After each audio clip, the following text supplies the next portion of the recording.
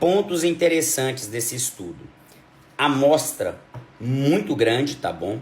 Que aumenta ali a precisão estatística com um detalhe interessante. Os autores percebem, eles entendem que estatisticamente falando, os eventos investigados são raros em jovens e por isso o grupo controle, que é o grupo que não estava sobre o uso de anabolizante, tinha para cada usuário de anabolizante 50 participantes. Por quê? Exatamente porque é raro pegar esse tipo de desfecho em pacientes jovens e com isso ele aumenta a precisão do estudo, tá bom? Então isso é um ponto importante, tanto o tamanho da amostra como esse desenho que foi feito de desenho do grupo controle em relação ao grupo que está sofrendo a intervenção, que seria o uso de anabolizantes, tá bom?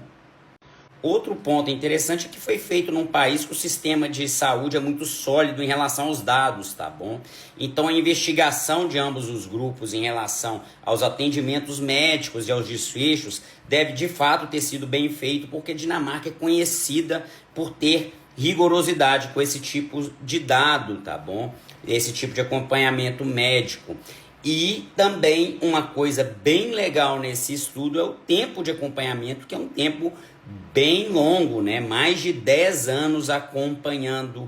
Então isso mostra aí algumas qualidades do estudo que a gente deve considerar para fazer a análise. No próximo vídeo eu vou falar dos problemas que eu vi nesse estudo de forma simplificada, para a gente entender melhor quais são as limitações, tá bom?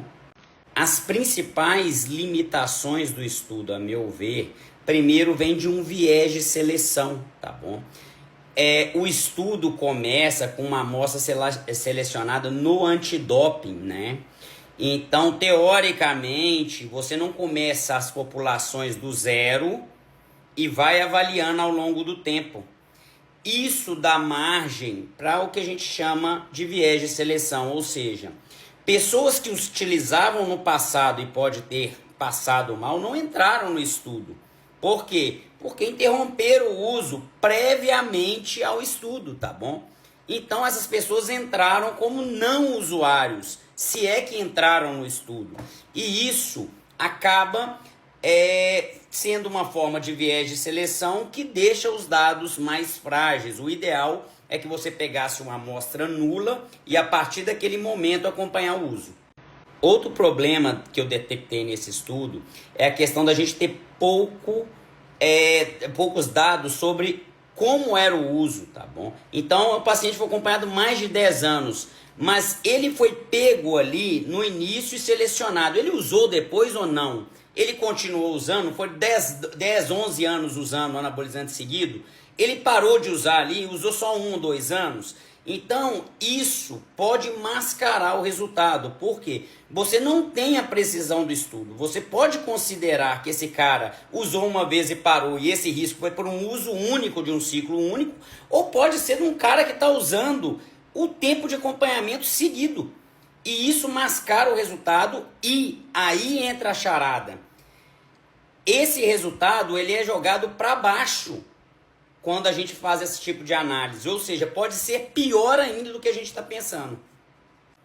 Ou seja, se nós considerarmos que há um aumento do risco de infarto, de insuficiência cardíaca aí de 3 vezes para o grupo que utilizou anabolizante, sem dados precisos, ou seja, a pessoa tem ali pessoas que usaram 1 ano, 2 anos, pessoas que usaram 10 anos. Imagina se você considerar as pessoas usando 10 anos seguido, de forma rígida, já que a gente não sabe, as pessoas podem ter usado, a gente não sabe.